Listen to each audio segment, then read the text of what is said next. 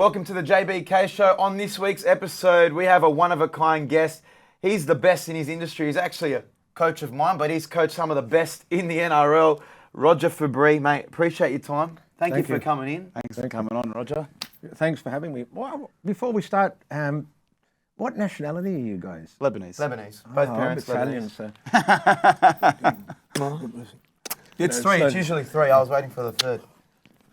Thank you. Because it's like I think we need to touch base like that. I like to connect. Well, I mean, after the last 2 years, Rog, everyone's scared. Everyone's been kept apart. Why don't we come in for the embrace anymore? It doesn't make any sense.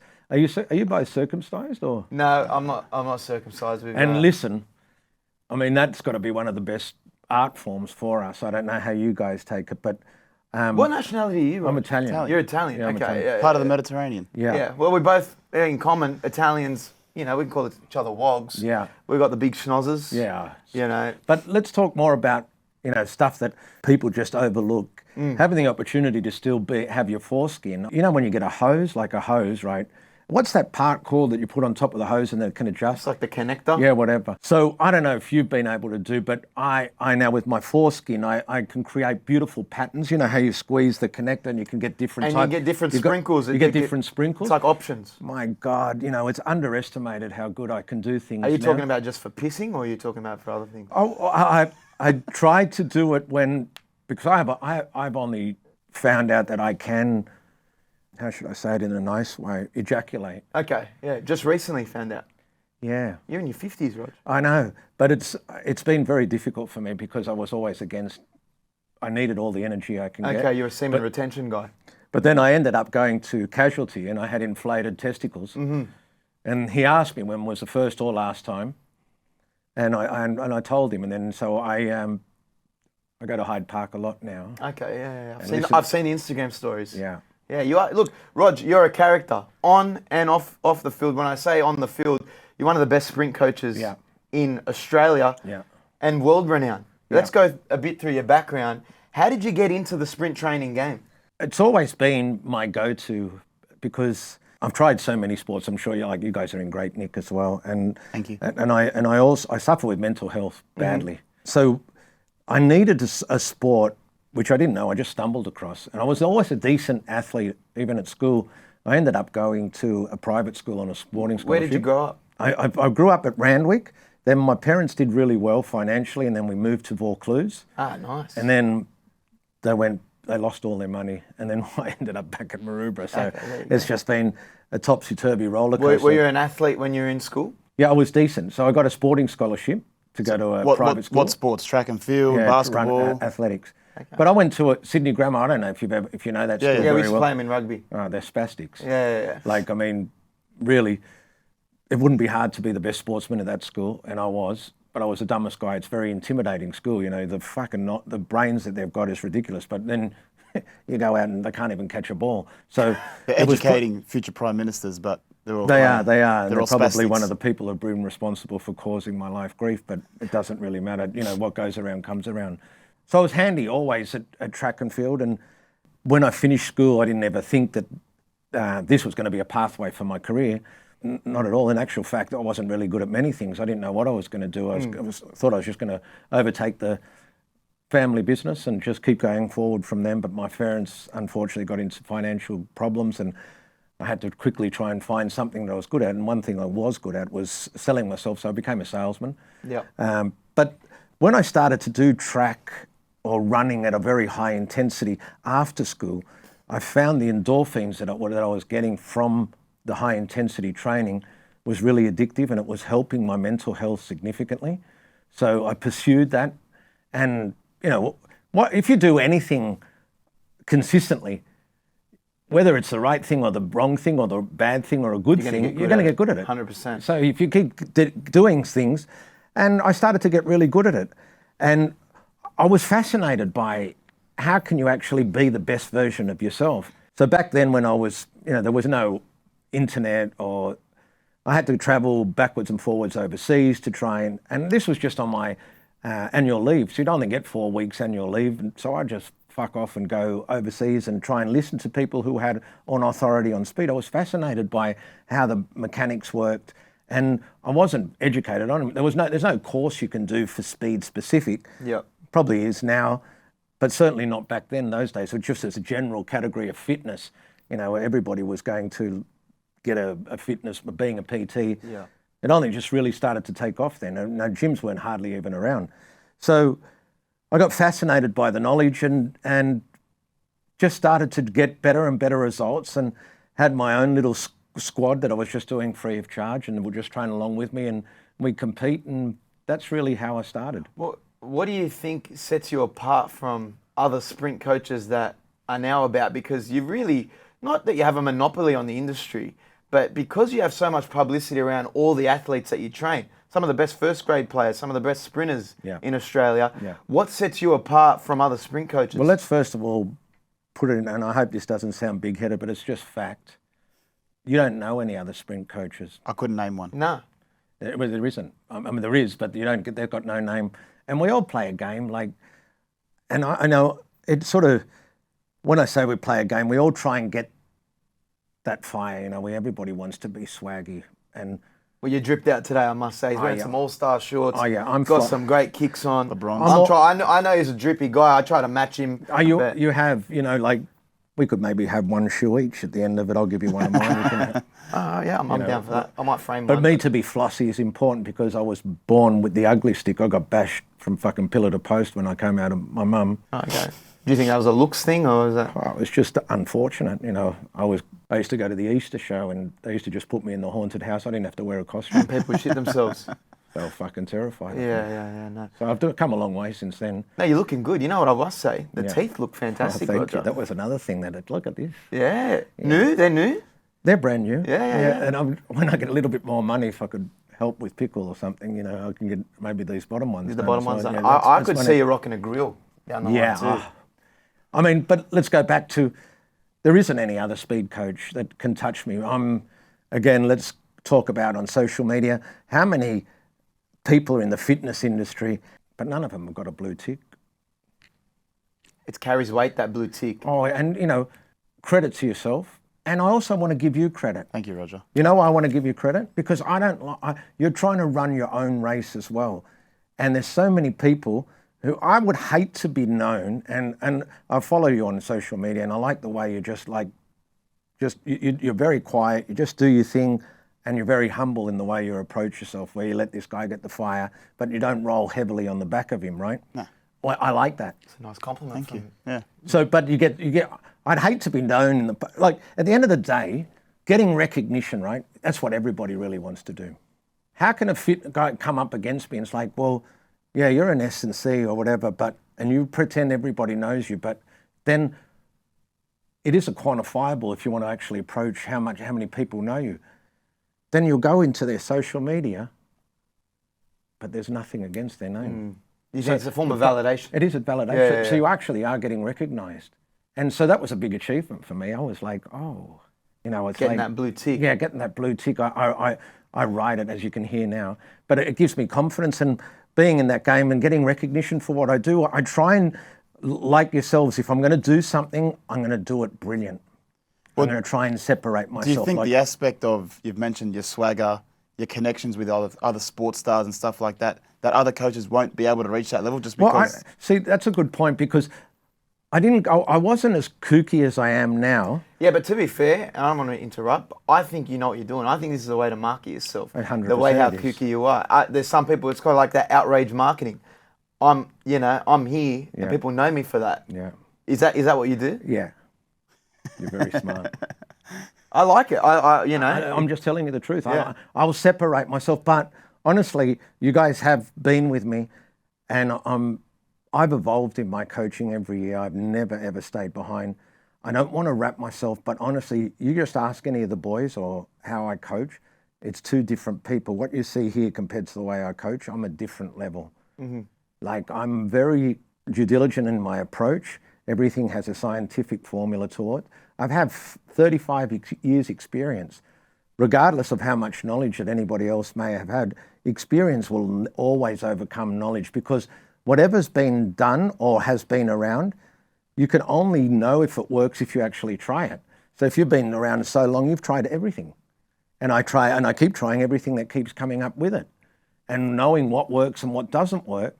And you've got to understand that these footy players, or cricketers, or whoever it may be, whatever sport they have, and I'm very blessed and I'm humbled to be able to get the best of every code. Yeah. They only get a very small amount of time to work with me. If I didn't make a difference in the small amount of time that they were with me, then why the fuck would they come back the next off season? It doesn't make any fucking sense. Yeah, you're obviously doing something right. You've got to, and it's a quantifiable commodity. It's not like, and I think, again, you guys would be able to relate to this. Having a tag of being the fastest man in rugby league is a phenomenal tag to have. Everybody would, because it's not debatable. It's subjective who you think is the greatest footballer in the NRL. Everybody's got a different opinion. But when you can actually walk around and own a code or own a discipline of a code, which is speed, and there's many disciplines, there's tackling, kicking, wrestling, whatever it may be, it's a pretty good price tag to have. Do you think it's, there's one thing of wingers or fullbacks coming to you, but even front rowers, they are. second rowers to come and improve their game, they're still coming to you. Can, like you said, you can kind of transcend all codes. Absolutely, because then you have the game that has evolved significantly, and as a spectator sport, like every single game, people want to see fast games. They like seeing attack. They like seeing points scored. They like seeing... Every game has gotten faster, and it will continue. Speed is probably the only thing in every sport that it's necessary. Absolutely, unless you play chess. Yeah. Much of a chess player, Rod? Well, I don't even know how to play. Yeah. I don't even know what pieces stand for, but I was the ducks of my I mean, even then, though, if you play with speed in chess, you probably got a leg up. Probably got a leg up if you're making quick decisions. Yeah. Well, I want to ask you, now, you've worked with teams in the past. 2010, you were with the Roosters. You've worked with teams overseas in the NFL. Yeah. Do you prefer the aspect of working with a club or a franchise, or getting the players to come down individually with you? God, that's a great question, and I'm glad you led me there. It's hard the way the NRL's become. It's because I think, and I'm sure this is just not me, it would be everybody, but every club that has reached out to me wants me exclusive, and I don't want to do exclusivity because I'm loyal. To me, loyalty is the biggest thing in life. It's one thing you can control, is how loyal you are to somebody, and it's amazing when you get a little bit of fire. People want you to go good, but never better than what they're going. It's like, go good, but if you start going better than what I am, it's like, no, they're not going to put shit on you. And really, I've been in a position where as you get older and older, I just want to try and have people around me that are positive, that support me in a positive direction. I don't need cheerleaders or fans. And you'll see when you have that sort of an attitude, the amount of people you actually have becomes less and less and less and less. So going back to your original question, when I first started in the NRL, they did allow me to entertain other athletes. But, I think, and I sort of get it as well, it's like if they're, and I'm not the only secret weapon that they must have, but I suppose they've got the attitude, well, we pay you the dollars, just work with our players, and I don't want you to work with anybody else. Are you saying the NRL exclusive, just exclusive to NRL players, or a specific club? Clubs. And which clubs have reached out? Bulldogs? Well, this year I was expecting them to be honest. Yeah. And I was disappointed when they didn't. Why were you expecting them? I had a really good, or I thought I had a really good relationship with Phil Gould. Yeah. And I still would feel that way, but I don't know, I reached out. He was reaching out to me when the bubble was on, and he was actually in the Channel 9 commentary bubble. And this is actually before he even took over, and Seraldo wasn't even appointed as a coach yet. We were talking via text continuously, and saying I was really keen to come on board to go and do that, because I sort of feel like I owe him a favour. He sort of picked me up and we've been, as I said, friends for a very, very long time. We still are, but he's a very difficult man to read. It seems like he plays a lot of mind games with people. That's his thing. Yeah, look, he's just very difficult. I found it very difficult. And I was sort of disappointed when they appointed somebody else, because I was thinking I was going to bring my own team in there. But again, I think that in his defence, he probably may have thought that, he wants me exclusive, and I wouldn't have done that. Because I've got a loyalty to guys like Saab and, whoever else comes to me from all these other clubs, that I would hate to be able to say, I can't train you need to go to someone else, and then see him get fired with somebody else. It'd piss me off. Well, with guys like Saab, Bronson, Xerri, Todd Carney, a lot of players have, resonated with you as a coach, but even just as a person? You've got a good relationship with them. And really, if we go through the list of bad boys, we can go on and on and on that I've been associated. Matt Lodge, Mitchell Pearce, Jake Friend. Like, I seem to be the first point of call. But why do you think they respect you so much? Whether it's your coaching or even, just your personality, I don't know what it is. Why do you think they respect you so much? Is it because you're a no bullshit guy when it comes to sprinting and like building their speed, or is it stuff you do I think there's two ways. And this is, I think, if you ask me what's a really good definition of a good coach, because you can't honestly think that even a coach of a poor team is not a good coach. How, I'm not saying for sure, but it'd be very hard for the likes of a Bellamy or Robinson to go and coach the Tigers and see if they can win the comp with them. And does that reflect that they're a bad coach suddenly because they go to that team and that team doesn't go really well? No, they might not have the troops. They just don't have the troops. They don't have the cattle. But unfortunately, the public look at it and say, "Oh, he's a bad coach." Like the Newcastle guy right now, who's getting a little bit of stick as well. I'm not saying that he isn't or he isn't, but I'm just saying at the end of the day, the people that determine whether you're a good coach or not is the athlete, isn't it? At the end of the day, because if they perform well, then suddenly you're a good coach. And if they perform poorly, then they think that you're a bad coach. Why do they resonate with me? I feel what is really important to be a good coach is to be able to have the ability to be able to converse on their level. That's first and foremost. Because if you can get that respect from them, mutual respect, and it doesn't mean that it has to be about what they're going to do, but enjoy each other's company, then suddenly somebody will perform for you a lot better than if a person was just talking out of a textbook. You've got to have that versatility. And again, no disrespect to the footballers, but a lot of footballers, if they weren't playing football, would be lucky to get a job stacking shelves at Woolworths. Are you saying they're dumb? Well, I'm not saying they're dumb, but they're certainly not brilliant. Not the sharpest. Yeah, no, it's fair. I'm not saying that all of them are like that. I'm just saying some of them it's changed a lot because they do get a lot of education now in their football program, but most of these guys have relied on their football ability to speak through their education. It's very different to the collegiate system in the NFL, where there's a big price to pay if you don't pass your exams. You get dropped from the team. They probably put you captain if you don't. It's a completely contrary thing. So I like to be able to break down that ice straight away. So if I'm a little bit freaky or kooky, they can relate to me. I'm 55, I act like a fucking 5-year-old kid. And I think that straight away helps me. But then suddenly when they see that I can talk and get on their level and start getting good results, I think that respect just goes up another gear. And speaking of that, building on the points of, the players relate to you. Yeah. You get raps for being the best sprint coach, but you don't really get talked about much for your relatability as, speaking on their mental health. You've dealt with bad boys, Hayne, Todd Carney, Bronson, Xerri. Yeah. Do you feel as though because you've had mental health struggles, you can help them kind of relate to you and open up? Significantly. You know what? I don't give a shit if I don't get recognition for that, because the personal reward that I get from that is overwhelming. That's why I love that job. What I can do for them in that time, because I've been there. And I haven't been there once, I've been there twice. I've been suicidal twice, really, really badly down. And it's very difficult to speak to somebody who hasn't actually been through it.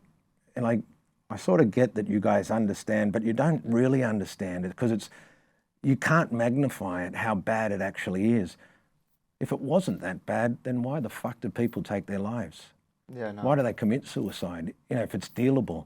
When you're really down, it's very difficult. So, yes, for me, seeing them personally grow, regaining their confidence, creating fire back on the football field, oh man, that's better than any fuck or erection you'll ever get. One thing that you did, I think, was absolutely selfless, because we had Bronson on the show a couple of weeks ago, was that you deregistered as a coach so you could coach Bronson in his comeback to the NRL. And that was big for me. My business manager was filthy about that. Not completely filthy, but it's a big extreme. It's taken a toll on my business. So talk us through why do you have to deregister yourself? Okay. And what does it mean for you? So let's first of all talk about the actual act. And How many, you know how people always say, I'm there for you 24/7, 365, just pick up the phone. Yeah, or the, hey mate, you know, if you ever need anything, call me. The majority of the time it's bullshit. It's not, it's nearly always. Yeah. And I try and pride myself on that. I sleep with my phone under the bed. I mentor about 6 or 7 people under my pillow, and it rings quite often. And in times that I've had to go out and see people to talk, I don't want recognition for that, but as well as a mental health sufferer, sleep deprivation for me is important. So if I don't get good night's sleep, then I pay the price significantly the next day. And then I'm looking at, first of all, I know that Bronson made a mistake, and I thought initially the price was too big. It's like 4 years. Yeah. When you only have 10 to 12 year career, it's too much. And you know what? Somebody else gave me a statistic. Do you know what the average lifespan of a footballer is in terms of years? Yeah, that's the average 2-year career. Yeah, exactly. He's right. Really? Yeah. It is true. I thought you were talking about life expectancy. No. But yeah, 2-year career. Yeah.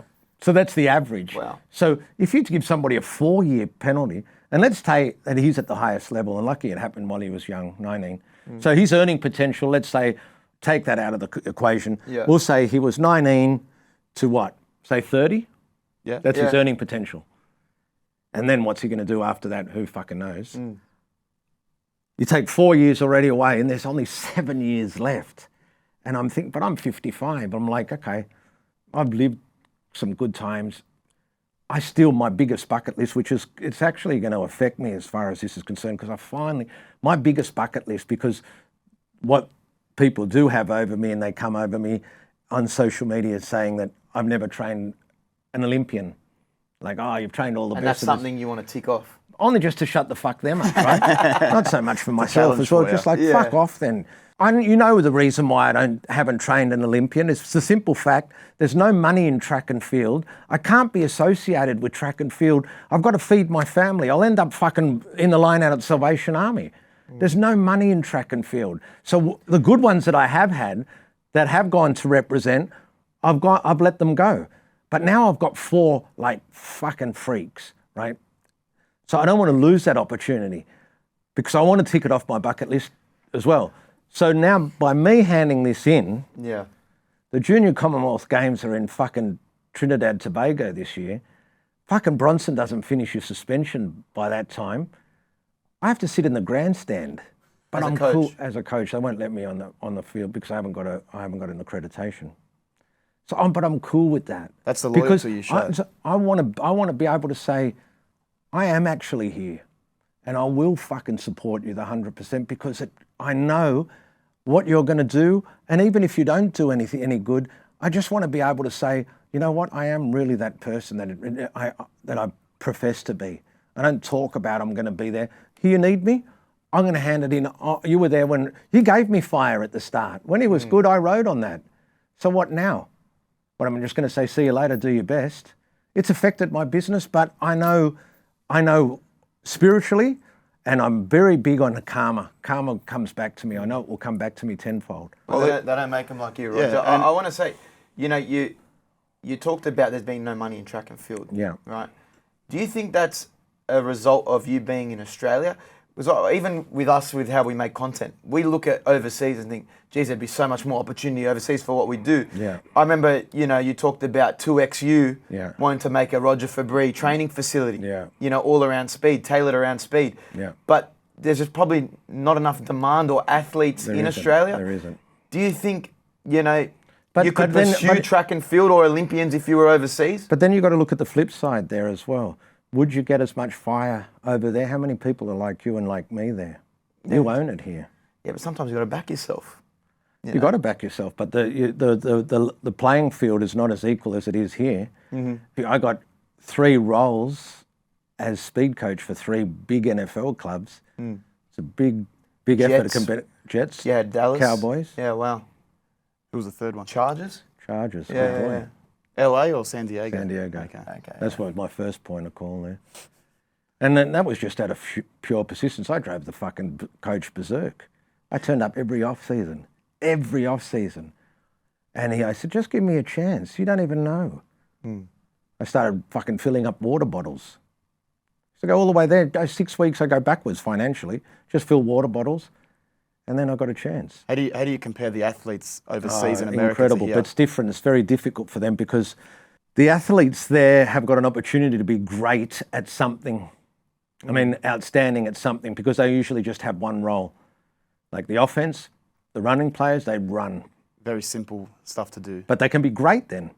But when you have to have so many things to your arsenal, attributes or values, kicking, tack, and you've got to be good at many, how can you ever be great at one? Because you've got to do so many. So the athletes are very, very different. They're more explosive, they're faster, but they've got one job to do only. They've actually got two different teams, one for defence and one for offence. Yeah. Our guys have to stay on the field and fucking do both. For 80 minutes sometimes. For 80 minutes. Yeah. Did they like your style of coaching over there? Oh man, they thought I was a freak. They thought I was a freak. I love doing fucking crazy shit, right? So I don't know if you've ever seen the locker rooms over there, like Dallas. It's like this place, like a fucking palace. Xerri goes crazy for it. So when the first time I wanted to break down their ice, you know what I did? So we all had to go to the locker rooms together, get changed and everything else. So I went to the toilet and I left the door open and I sat on the toilet like an Arab sits on the toilet. Do you know how an Arab, they stand on the and I did squat, the like squat, that, yeah. So they could all watch me. And I used to talk and I thought, fuck, this guy is just off his head. Completely. How was your aim with the Arab sit down? I caused a couple of bombs. Okay, yeah, I'd imagine. Get some splashback. Well, and this is why I go to Hyde Park now. Because I don't know, if you go to Hyde Park about 2:30, 2:45 in the morning, it becomes a man love fest. Oh, really? Everybody goes to mate there. So I just sit in the toilet. Just listen in. And try and, while they're, I just go, Try and interrupt it almost. Well, I just try and get the sounds to simulate each other. You're not trying to pick up clients there? I've tried. Mate, I want to talk, so going back to Bronson, like I said, it's a massive sacrifice for your own business personally. Yeah. But what is it about Bronson that made you want to do that? Is he one of your most talented, students in sprinting? Well, he is. And obviously, Blind Freddie can see that. But I would have done it even if it was the worst player in the league. Yeah. Honestly, I would have, just out of loyalty. You're just showing your actions speak louder than your words. It's an opportunity because it's not because it's a point to prove. It's just my morals. It's just and I see it all the time, and people don't do it when they say they are there. And I got an opportunity to say, okay, it's not because I just wanted to be there. I'll tell you the other reason why I wanted to be there as well. I've fucked up heaps in my life. You've got to learn your lesson. And I honestly feel like I've learnt my lesson, but just for that particular offence, I've learnt the lesson. If I actually had somebody there that I could just run off and talk to, maybe I would have been guided a little bit better, because I made that mistake. I learnt from that mistake, never made that mistake again, but I made many other mistakes. Because I've made so many, and he's only 20, 21, I want to try and see if I can guide him, help him. What can he do? Whether he has a toxic relationship, how girls could hurt his, whatever it may be. I can use my experience. Not that I'm fucking Brad Pitt. How many fucking girls have I had? I've fucking had one. And I think she's fucking blind, to be honest. Yeah. Well, that's true love, really. Well, we had sex one day. I actually pissed in a fanny. Oh, really? Yeah. Is that something she's into, or that was your thing? No, I don't know what happened. I think it goes back to me never ejaculating. Okay, yeah. I mean, that intimate relationship with Bronson sounds like a Jerry Maguire movie. You got that intimate relationship with one client. Yeah, it's a good story. Excel everything. I think it's a good story. Well, but it's again, I don't feel I need any more. I don't need any fire when it comes to speed coaching is concerned. I'm like, I don't even put it on my social media. You wouldn't even know I'm a speed coach if you see him. I look like anything but that. Your name carries just weight now. Yeah. Well, who would you say, I want to get into some quick fire ones of you as a sprint coach. Sure. Who was the fastest rugby league player that you've coached? Well, if we take all things into consideration, because the human body has evolved and times have got faster, then Jason Saab has to take that. And that's a mechanics thing, just based on his size? It's a combination of many things. His genetics, his mechanics. Lebanese genetics. Yeah. No. But, I mean, I want to, on that, so you say Saab, and you've had such good relationships with some players. in your coach, the way you coach, I mean, I want to tell a quick story. Nick and I went down to one of your sessions once through maybe a connection, and we snagged the session. When we went down, you were coaching Ruan Sims at the time. She was in on the session with us. I think she was playing rugby at the time. Fuck, now I do remember. She only came a couple of times. Yeah. And you were absolutely ruthless. Yeah. Like, you know, it was maybe one of our first sessions, second session in, and you're teaching us mechanics, how to raise the arm. Yeah. You know, we did some plyometrics, some explosive stuff. Yeah. I think you like the explosive side of us, Roger. Yeah, I do. But and look at you now. You look like natural thoroughbreds. Exactly, Oh my exactly. God, congratulations. But I remember like, you were throwing out insults, and that's the way that you coach. And honestly, it's not that I purposely go out that way. It's just my coaching style. And I do believe very strongly that a coach is there to coach you, not cheerlead for you. Go into a gym, which you guys obviously do, and just listen to a personal trainer doing something with a person there. Oh, that's great. That's fabulous. Well done. It's all pat on the backs. Good work. So what have you learned? I can get my mum and dad to tell me this. You're not here. I'm not there to... And I tell them straight away, don't take anything personally, because if you do, then you're a fool. And I've actually, I've made a couple of people really upset, and parents have come out and trying to threaten me. And it's honestly, but it's just my coaching style. Yeah. It's not, I don't go, and most people understand that now. And really, you should be happy that I've got a person that can find, if I turn around to the parent or to yourself and said to you, you've got no areas to improve and this is as fast as you're going to be, I'm sure that's not what you want to hear. No, it isn't. That's what you're there to hopefully improve. Well, I kind of respected that. One of the funniest things you dropped, and we dropped it on the Bronson episode, was like, mate, I'm going to try and do as best I can with you, but you look like you should be running at the Disabled Olympics. Yeah. And that would be something I'd say. Yeah, and it was hilarious. And it's always stuck with me since. Yeah. But I came back for more. Not to the Disabled Olympics. You didn't go. I'm not that fast. But I will say you did improve me. Oh. But with your antics as a coach, I won't say antics, just your coaching style, have you ever been offside with any players? Well, not that I know of, but, I don't know. How do you quantify that? They wouldn't tell me, but I suppose I've had a couple of players unfollow me. Really? Yeah. Do you lose sleep over that a bit? Yeah. Yeah, it fucking pissed me off. But you don't have to name Fox. them. The Fox unfollowed you? Yeah. What? I don't know why. He trained with you a few times? For 3 years. Yeah. And it was fire underneath me. Well, you would have seen some results. Heavily. I was the fastest man in the league. Now, I don't know whether it's because... Did you name someone else that could have been faster? Do you think he would have taken offence to that? But maybe. And at the end of the day, I'd be pretty stupid if a reporter came to me, which is the most quantifiable commodity that you can actually... has a stopwatch. And if I say, well, I don't know who's faster, but you train all these people and you've got a stopwatch, then he'd turn around and say, well, what do you fucking do here? You've got to name it. Yeah. Everyone wants to know that. 100%. Everybody wants to know that. And I even tried to get myself out of it by saying, Jimmy Roberts was fast at a point, and then the Fox was the fast at another point, but over 100 metres, you can't catch him. Do you think it should be put to bed? Maybe the NRL should do Big something. time. And let's get the fastest in rugby league. Let's get your Josh Adokars, your Sabs, your Dom Youngs, Selwyn Cobbos.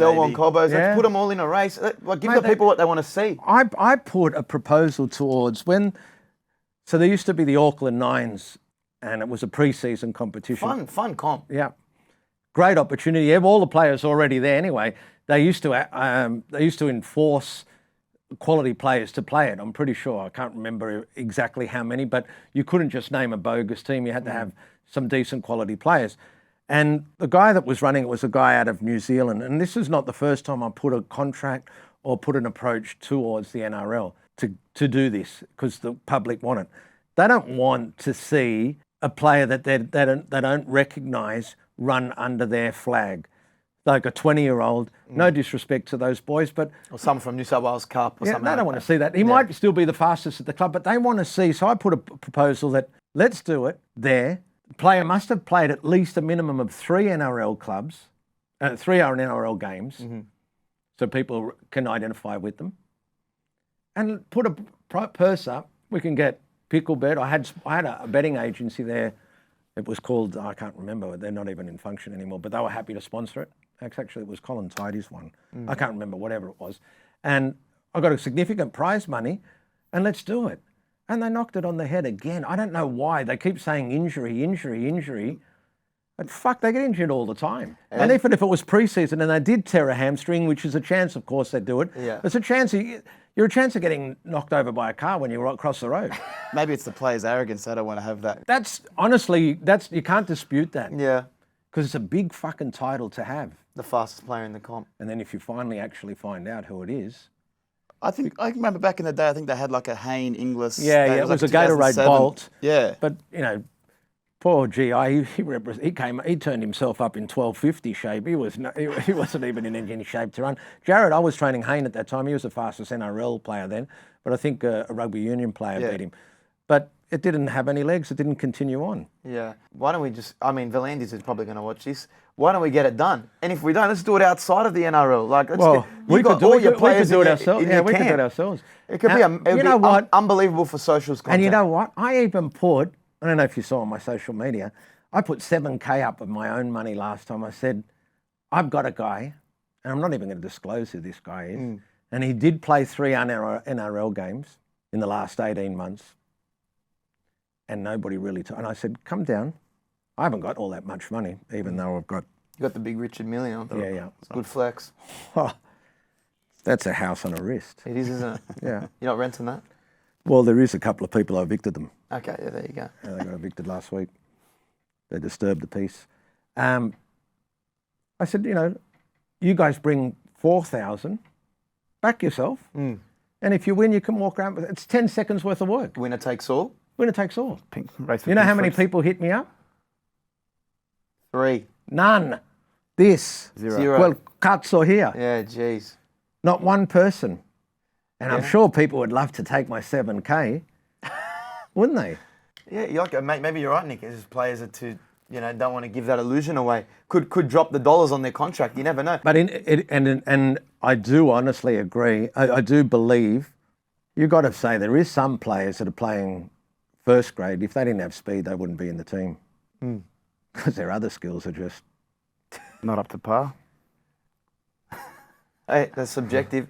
But I mean, like, on that, you have a relationship as well with Todd Carney because you coached at the Sydney Roosters in 2010. Yeah. And you've spoken about yourself, you've been through some troubles and you've had second chances in life. I want to get your perspective. Do you think Todd Carney was hard done by not getting a second chance in the NRL? I'm going to talk about now, I think it's a good opportunity for me to speak about the life of an NRL player, which I think gets overlooked a lot. And let's talk about people doing things that will always come back to get you, right? And you've got to take this with the territory, and you should be able to relate to this, because the first time, and everybody I speak to now that I know I was coming onto the show, when I say your name, they don't actually know who you are, but then I tell them what you did, and you'll be always remembered for this COVID number that you guys did, 100%, right? Yeah, still people to this day will stop me for it. Yeah. And you'll have that tag for the rest of your life. But that comes with the territory. It's like me, I've been inside. If I want to get fire and I want to get fame, that's what comes with it. So you have to deal with that, right? So it really pisses me off when I see people who have done the wrong thing and then complain about how it reflects badly on them, that they can't. I said, well, don't get fire then. Don't be popular on social media. Comes with it. Just fucking deal with it. I've been held abuse at my family, and it hurt me when it happened to my family as well, but it's a part of the territory. If I didn't want to be a big achiever, then nobody would know who I am. So you can't have your cake and you eat it too. Now let's just talk about a little bit more about a footballer's life, which I want to defend them, because these are some of the things that get overlooked. Take it for granted, yes, that they get paid well. Yes, they're a role model. Yes, everything else that they're supposed to do, we understand that.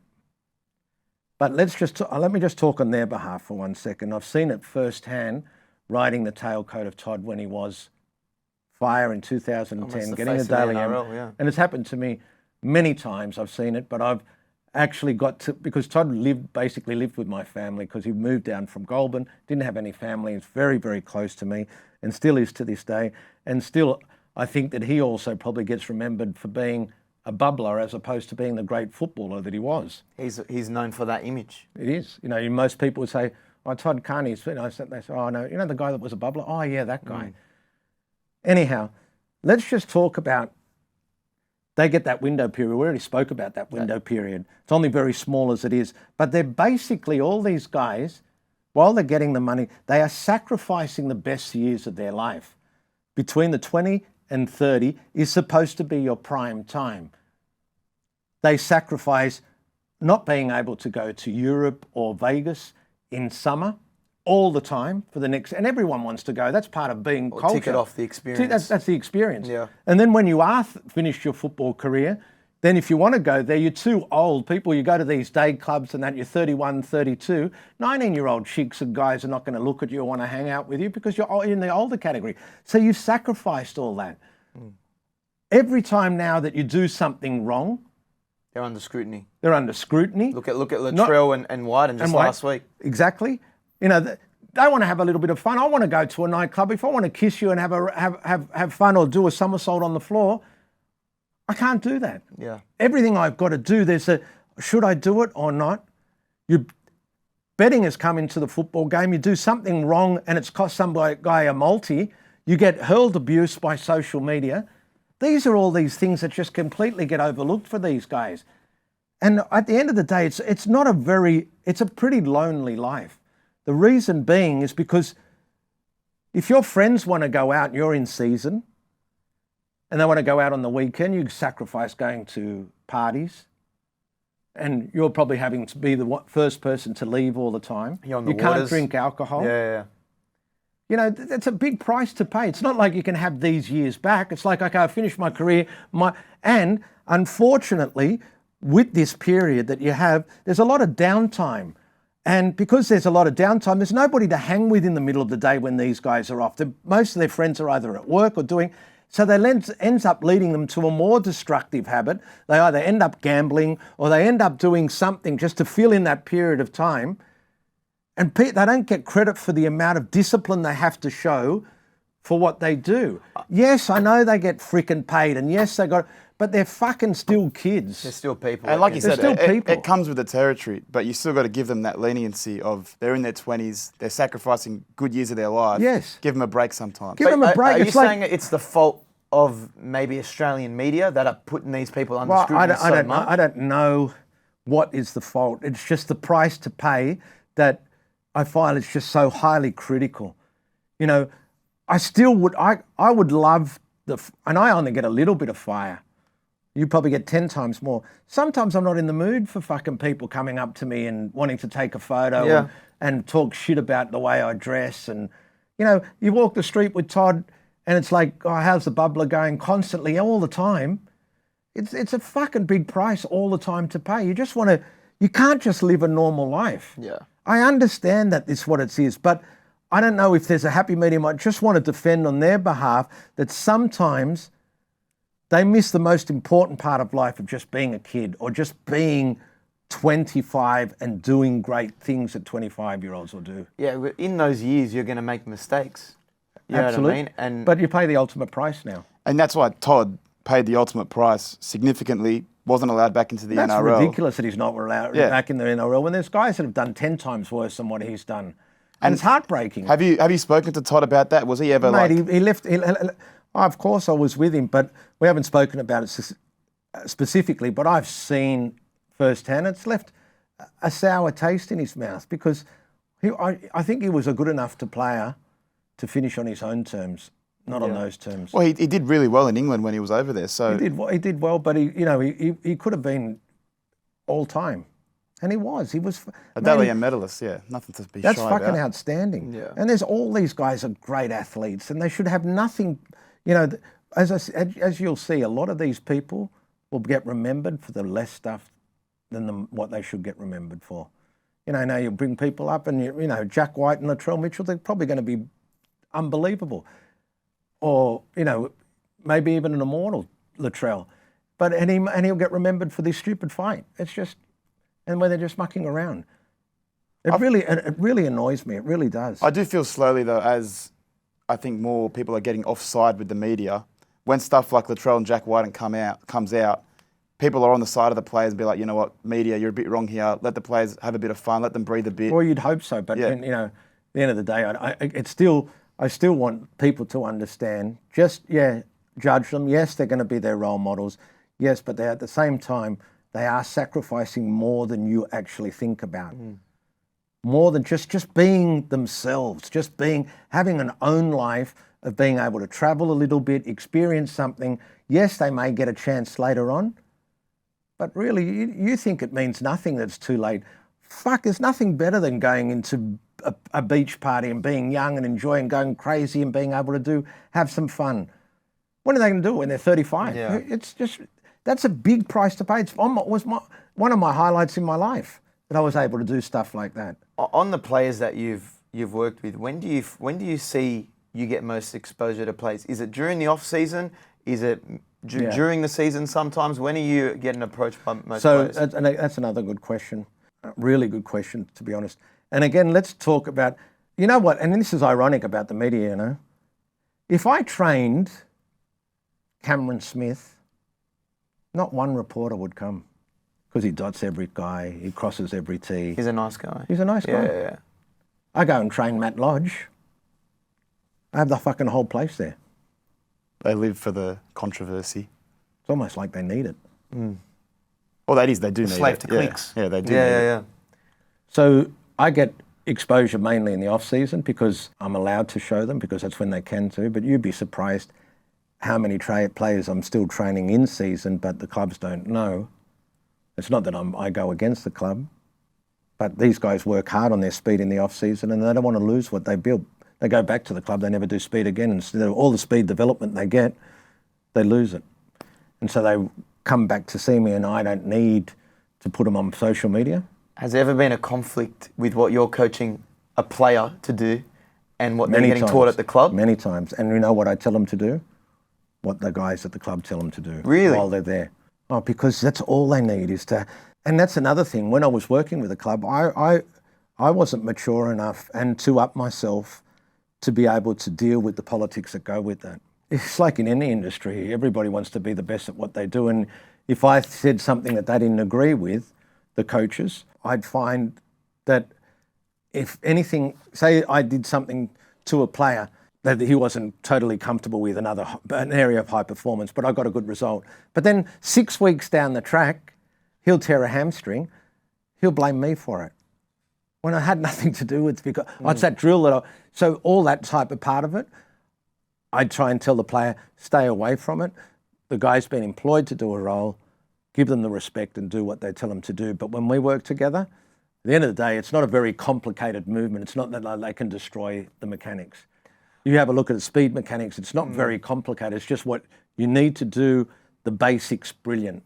But there are instances like Latrell, like Tom Trbojevic, who've had issues with their hamstring. Yeah. And it could be attributed to their running style, and they've gone overseas to the US to go get that fixed in the way that they run. Yeah. Do you have to take any of that into account when you're training people? Yeah, you can have a look in media. I called Tom Trbojevic out 3 years ago and said it was a mechanical issue, and suddenly now they're just coming to the fore and saying, oh yeah, it is a running mechanical issue. I identified it straight away when I was just watching it on TV. If you asked me, would you take Tom Trbojevic on right now? I'd probably say no. I just feel that he's had so much trauma.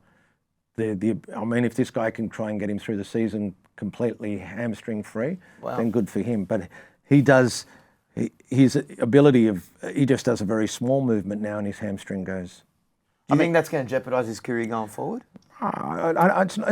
It's not my place to really call that. It's not my area of speciality. I don't want to say. Any time that you're on the sidelines, he's already got a stigma. He doesn't get very many games out. I'm sure he's just as frustrated as the clubs are playing, but he's a superstar.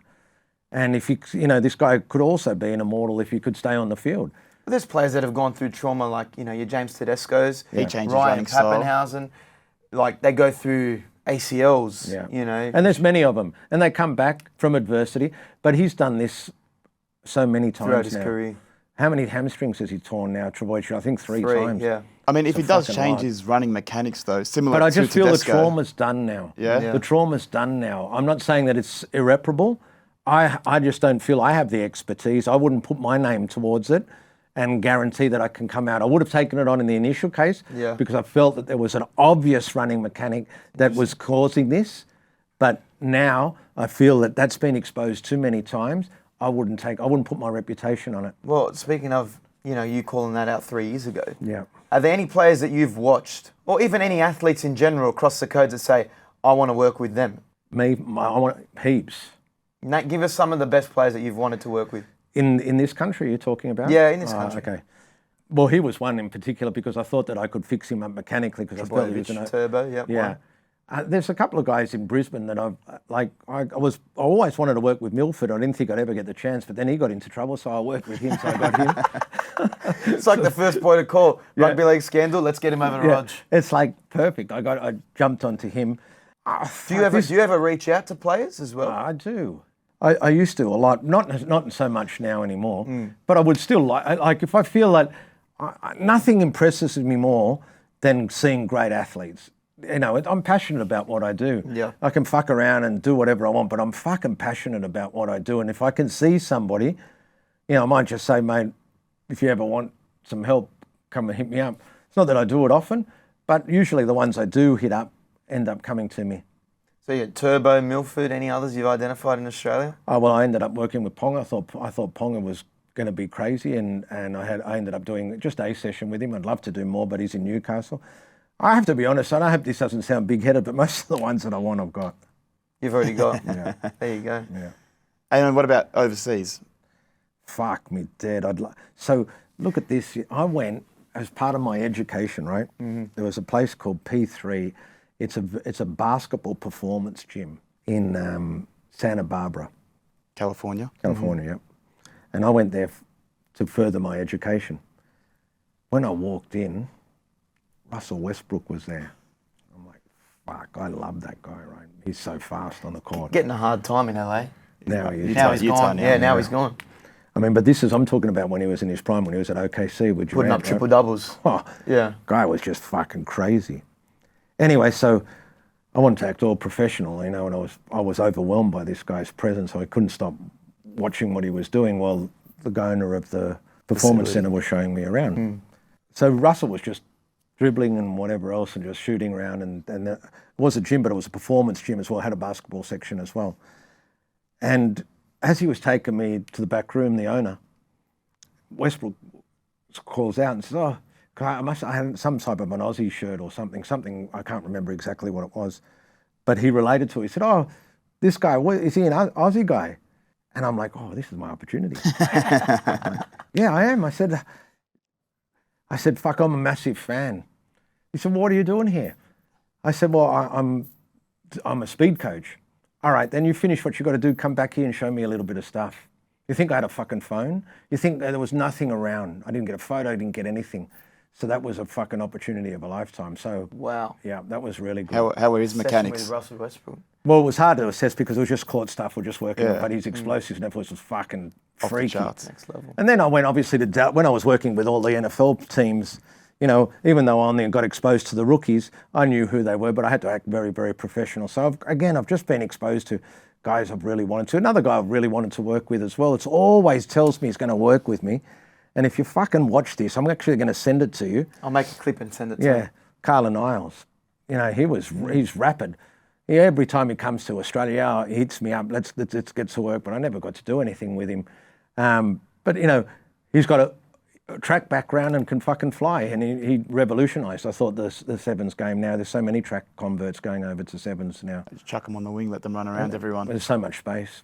And what's your business model now? Because I know through COVID, you probably went through a rough time. I did. With everything being in lockdown, not a lot of people going out, Can I give even you outdoors. Can I give you a little bit of advice? Yeah.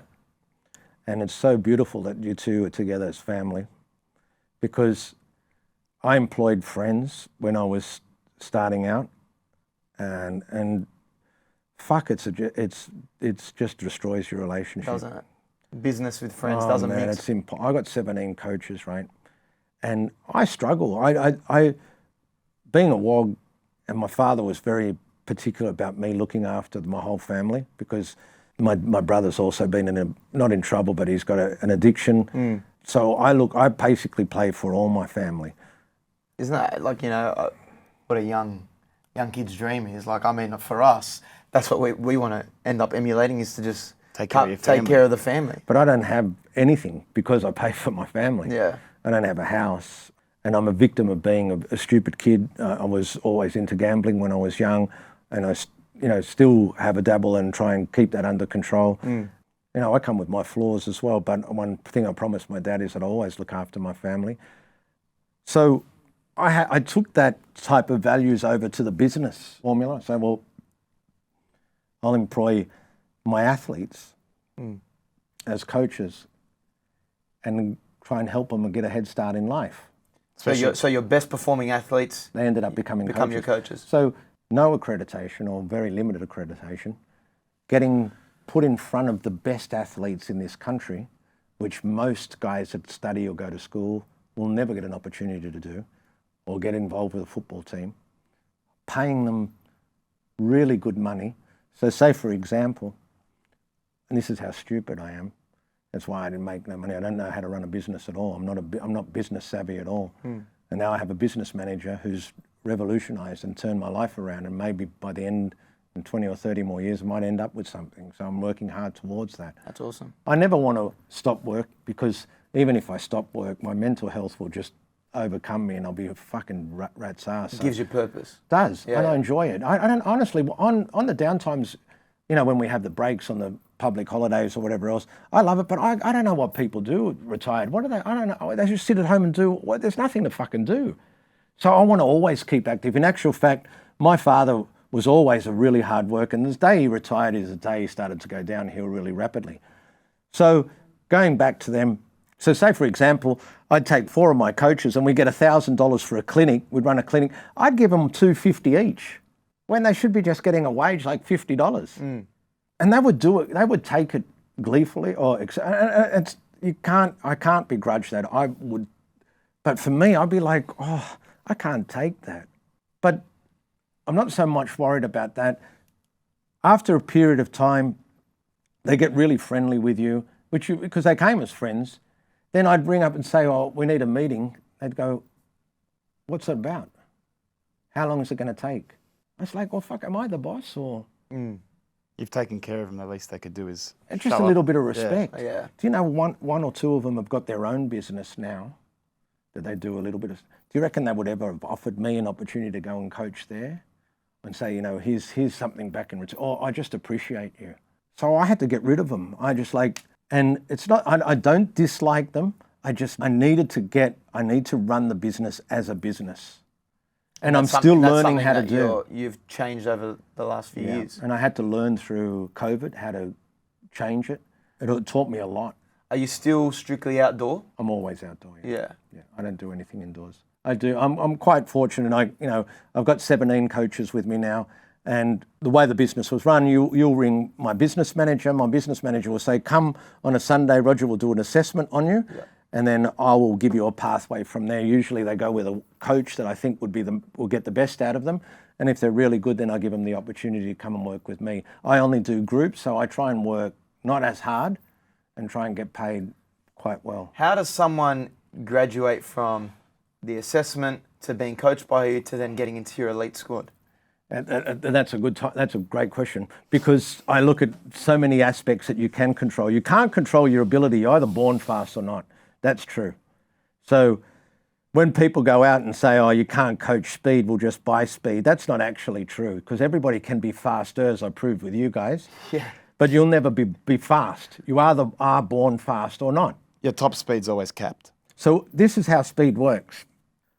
We have a genetic blessing, so it's called genetic speed. That's what you're God-given or born with. And has so many influencing factors, obviously your mum and dad and whatever else is taken into consideration. So that's called genetic speed. What happens once you get genetic speed, you get speed development when you start doing speed specification. Now, there's no ceiling where that speed development is. Well, there is actually, but nobody will ever know. And it takes time to grow that speed development. So for the footy players, they come to me, they get genetic speed, then I improve that speed, and I call that speed development. Then if you don't do speed in season, which they don't do, then you start losing that developed speed. You'll never go slow. You'll just go back to your baseline speed. And that's why they pay such big dollars for guys that are just born with speed, because A, they don't have time to coach it because of all the other aspects they've got to take into consideration, kicking, tackling, passing, whatever excels. The price, if you don't coach it properly, is huge, because if you tear somebody's hamstring and they sit on the sidelines for the rest of the game, then they're useless to you. So they just go and pay big dollars for it. Yeah, wow. I mean, that's a different analysis of speed. And you know what? Most clubs would have. And I tell you this, and I can't even, this is just from experience, and this will be good for your viewers, right? Mm-hmm. You get genetic speed and you get speed development. Now, I believe very strongly, because I've seen it, nobody can say yes or no. I believe every 2 weeks you don't address specific speed. I keep emphasizing the word specific speed, because football's interpretation now of speed is skills at speed. That's not speed, because there's another interference. There's a factor of a ball or an opponent. You can't concentrating on getting your speed at maximum velocity. So every time you don't do specific speed, you lose every 2 weeks 10% of the speed you've developed. So after 10 weeks, if you didn't do specific speed, 100%. You'd be nearly back down to your genetic speed. Jeez. And that's supported by facts, or that's Roger Fabri? Oh, that's me by analysing and trying to be great at my craft. Yeah, I mean, and you've got the experience. And I've got the experience exactly to be able to quantify that. I've been through that, so it's a quantifiable, and I've got to be great at what I do. Because at the end of the day, if I fuck around and get great social media content, but I don't get any results, well, then I'm not going to be anything. I live or die by my results, which I don't have to broadcast. My players just do it for me. Well, what we're going to do in the coming weeks is we're going to do a mic'd up speed session and with Roger can't Fabri. wait. I can't wait. And that's going to be a ball. We're going to have Roger's going to be mic'd up. We're going to be mic'd up. Yeah. I've probably lost a bit of pace over time, but I'm hoping we can get it back. Mate, I've got guys that, I've told people we're going to do it, and I think that they're going to bring down the army so they can play the national anthem when you guys walk in. My hamstrings are a bit shot, so don't expect too much. No, don't worry. I've got everything's going to be there for you. Put us through our paces. I want to finish on a season preview. We do this with every guest that we have on. We call fill in the blanks. Blank is the most underrated speedster in the NRL. I think that potentially Latrell could be the most underrated speedster in the NRL. I think that he's known for his power and everything else, but I reckon if I got a hold of him and trained him and he really wanted to get fast, I reckon that's the only thing that's stopping that guy being an immortal. In open space, he is quick still. He's quick. His initial bit's quick, but then he gets to his top end too quickly, and then he's easy to catch. So I sort of feel that he could be a person that would be identified as a speedster if he took it serious. Okay. Blank is the club that understands the importance of speed the most. Melbourne Storm. The Melbourne Storm. That shows.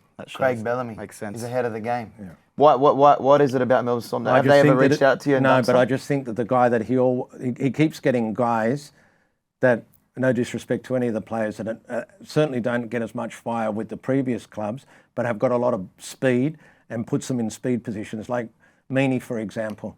I think he's been a revelation going down there, and he's fast. He's decent. I loved him at the Dogs. Well, I didn't think they utilised him properly. Yeah. And all the guys that he sort of, he had Coates, he had the Fox, he's Jerome Hughes, Munster, they've all got speed, man. And Olam, don't worry about that. He looks at all power of his as well power behind and his feet. fast. And Pappenhausen. And I know for a fact he's big on speed. And I know Robbo is as well, but you have a look at the Roosters backline, he doesn't really go and buy Express. Like, who's Express in the Roosters? Like, Teddy's decent. Yeah. Then, Daniel Tupou, I had Suwali he trained with me. His work ethic was undeniable, but he's not Express, but he's decent. And then Xerri and there's nobody really like Express.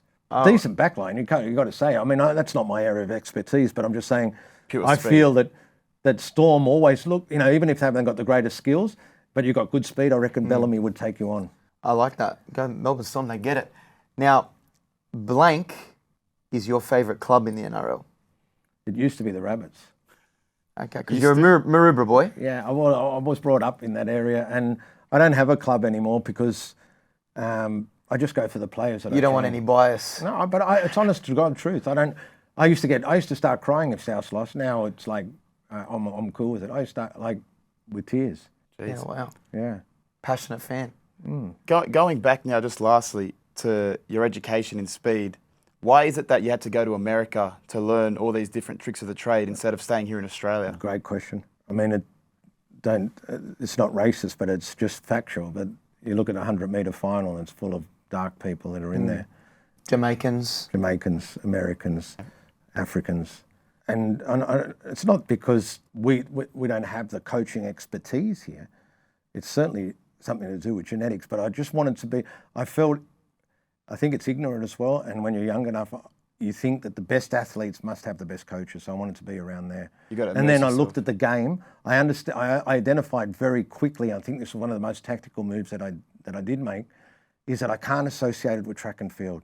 I need to be involved with coaches who can teach me multi-directional agility and high field speed, because that's the only people that can afford me. Because even then, though, Trebojevic and Latrell, to get the highest level of rehabilitation, they had to go to the States. And you can't honestly believe that he's the best. Surely we've got to have guys here that can do that. Exactly. Yeah. But again, it's that tall poppy syndrome. You know, he works with the best. So, and I don't know him. He might be. It's not a. It's a very hard rehab. It's very hard to quantify how good you actually are, because everybody has a different result. As opposed to me, it's like you're either best or you're not. Speed doesn't. There's no grey area, you know. Because if these guys go really well, Latrell, and who's to say that it's not his actual coaching staff that has actually helped him get there as well as this guy? Nobody can subjectively say definitely it was because of him. Well, mate, you've got an unbelievable insight into the game. You coach some of the best athletes in Australia and across the world. We can't thank you enough for your time. Mate, I loved it. But I also wanted just to get, I know I've wrapped you a bit, but anytime you do any of these kooky stuff, man, that's where I want to be. We want to collab on some content. That's what you're talking about. Yes. I'm the weirdest fucking cunt of all time. I can tell, and I like it about you. And I love the shit you do. Like I should have, that's the stuff that you guys do, it's a credit to you. Fucking, you've gone fire, and it appeals to me heaps. I don't know if it's a WOG thing or... Probably a WOG thing. Do you reckon it is? We've got a real fucking... We like being the outsiders, like I said, you know. It comes with the territory. And I'm not scared to do anything, so whatever you want to do... We'll be definitely hitting you up for a collab on some content. Ladies and gentlemen... Young Moolah, baby! You thought it was over? I wasn't born last night. I know these hoes ain't right. But you was blowing up her phone last night, but she ain't have a ring or not her ring on last night. Oh, nigga, that's that nerve. Why give a bitch a heart when she rather have a purse? Why give a bitch an inch when she rather have 9? You know how the game goes, she be mine by halftime, I'm the shit. Oh, nigga, that's that nerve. You all about her and she all about hers. Bird Jr. and this bitch, no floating. Ladies and gentlemen, the great sprint coach, Roger Fabri. There we go. That was awesome. That was hilarious.